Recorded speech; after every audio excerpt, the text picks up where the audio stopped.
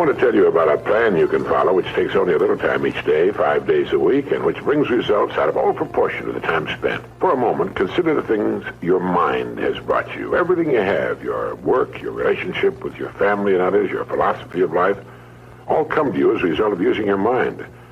Now consider the estimate made by experts. You have probably been operating on less than 10% of your mental capacities, much less. Dr. Herbert Otto, psychologist, educator, and chairman of the National Center for the Exploration of Human Potential, reminds us that many well-known scientists, such as the late Abraham Maslow, Margaret Mead, Gardner Murphy, O. Spurgeon English, and Carl Rogers, subscribe to the hypothesis that man is using a very small fraction of his capacities. Margaret Mead quotes a 6% figure. Herbert Otto writes, "My own estimate is 5% or less." Neurological research at the UCLA Brain Research Institute points to enormous abilities latent in everyone by suggesting an incredible hypothesis. The ultimate creative capacity of the human brain may be, for all practical purposes, they pointed out, infinite. To use the computer analogy, man is a vast storehouse of data, but we have not learned how to program ourselves to utilize these data for problem-solving purposes. Yefremov, the eminent Soviet scholar and writer, says man under average conditions of work and life uses only a small part of his thinking equipment. If he were able to force our brain to work at only half its capacity, we could, without any difficulty whatever, learn 40 languages, memorize the large Soviet encyclopedia from cover to cover, and complete the required courses of dozens of colleges. Now, this statement is hardly an exaggeration. It is the generally accepted theoretical view of man's mental potentialities. Now, how can we tap this gigantic potential? Well, it's a big and very complex problem with many ramifications. But as Herbert Otto points out, it is clear that persons who live close to their capacity, who continue to activate their potential, have a pronounced sense of well-being and considerable energy. They see themselves as leading purposeful and creative lives. If everything you have is the result of using just 10% of your mind, consider for a moment what it will mean to you and your family if you can increase this percentage. Now, none of us, as a rule, has the slightest notion of the real capabilities of his mind. But believe me when I say that your mind can be compared to an undiscovered gold mine, and it makes no difference whether you're 17 or 70. Look at it this way. Your goal is in the future. Your problem is to bridge the gap which exists between where you are now and the goal you intend to reach. This is the problem to solve. Robert Seashore, when chairman of the Department of Psychology at Northwestern University, pointed out that successful people are not people without problems. They're simply people who've learned to solve their problems. And there you have it. Living successfully, getting the things we want from life is a matter of solving the problems which stand between where we now are and the point we wish to reach. No one is without problems. They're a part of living. But let me show you how much time we waste in worrying about the wrong problems. Here's a reliable estimate of the things people worry about. Things that never happen, 40%. Things over and past that can't be changed by all the worry in the world, 30%. Needless worries about our health, 12%. Petty miscellaneous worries, 10%. Real, legitimate worries, 8%. In short, 92% of the average person's worries take up valuable time, cause painful stress, even mental anguish, and are absolutely unnecessary. And of the real, legitimate worries, there are two kinds. There are the problems we can solve, and there are the problems beyond our ability to personally solve. But most of our real problems usually fall into the first group, the ones we can solve if we learn how. Now I'm going to assume you've decided upon a goal. Your problem is, how do I achieve it?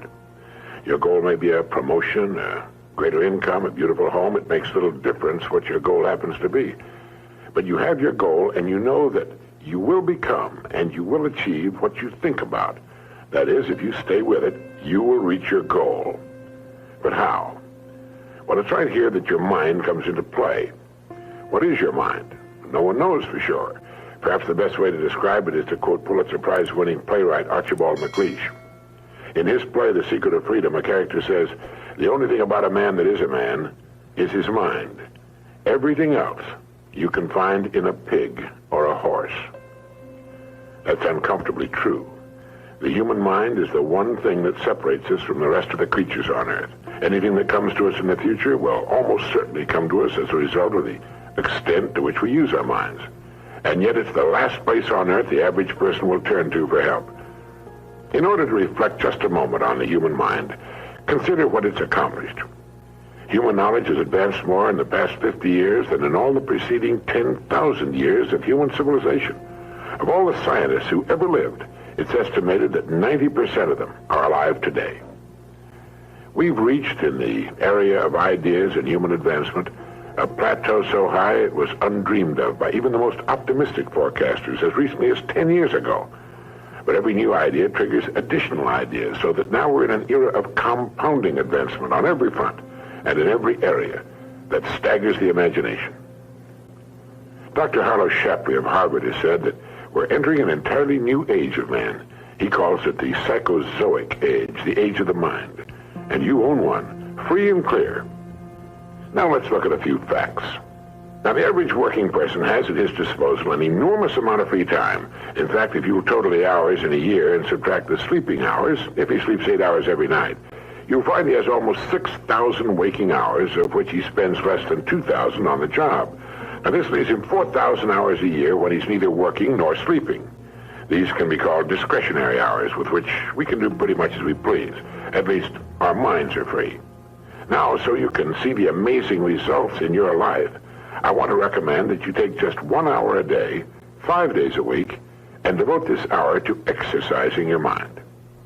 Pick 1 hour a day on which you can fairly regularly count. And during this hour every day, take a completely blank sheet of paper. At the top of the page, write your present primary goal, clearly, simply. Then, since our future depends upon the way in which we handle our work, write down as many ideas as you can for improving that which you now do. Try to think of 20 possible ways in which the activity that fills your day can be improved. You won't always get 20, but even one idea is good. Now remember 2 important points with regard to this. 1, this is not particularly easy, and 2, most of your ideas won't be any good. Now, when I say it's not easy, I mean it's like starting any new habit. At first, you'll find your mind a little reluctant to be hauled up and out of the old familiar rut. But as you think about your work and ways in which it might be improved, write down every idea that pops into your mind, no matter how absurd it might seem. Let me tell you what will happen. Some of your ideas will be good and worth testing. The most important thing this extra hour accomplishes, however, is that it deeply embeds your goal into your subconscious mind, starts the whole vital machinery working. And 20 ideas a day, if you can come up with that many, total 100 a week, even if you don't think on weekends. An hour a day, 5 days a week, totals 260 hours a year, and still leaves you 3,740 hours of free leisure time. Now, this means you'll be thinking about your goal and ways of improving your performance, increasing your service, 6.5 full extra working weeks a year. 6.5 40-hour weeks devoted to thinking and planning. Can you see how easy it is to rise above the so-called competition?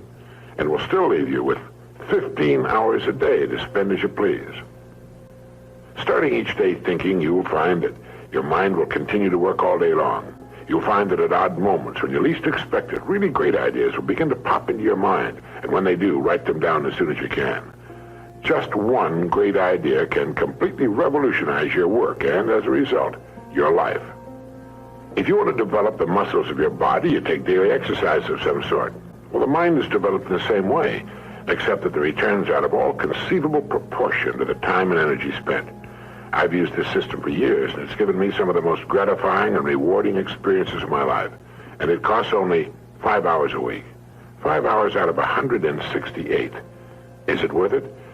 It's like spending 5 hours a week digging in a solid vein of pure gold, because your mind is all of that and much more.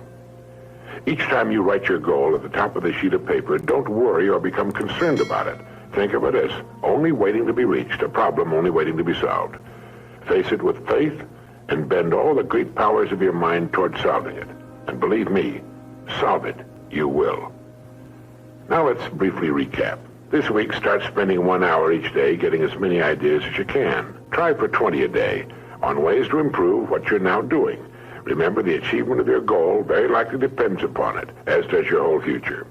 2, If everything you now have is the result of using, say, 5 to 10% of your mental abilities, you can imagine what life will be like if you can increase this figure to 20% or more. 3. Successful people are not people without problems. They're simply people who've learned to solve their problems. 4.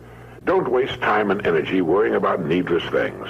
40% of them will never happen, 30% have already happened and can't be changed, 12% are needless worries about our health, 10% are petty miscellaneous worries, and only 8% are real. Try to separate the real from the unnecessary and solve those which are within your ability to solve. Last of all, the only thing in the world that can take you to your goals in life is your mind, its effective use, and following through on the good ideas it supplies you. Each of us has a tendency to underestimate his or her own abilities. We should realize that we have, deep within ourselves, a reservoir of great ability, even genius, that can be tapped if we'll just dig deep enough. It's the miracle of your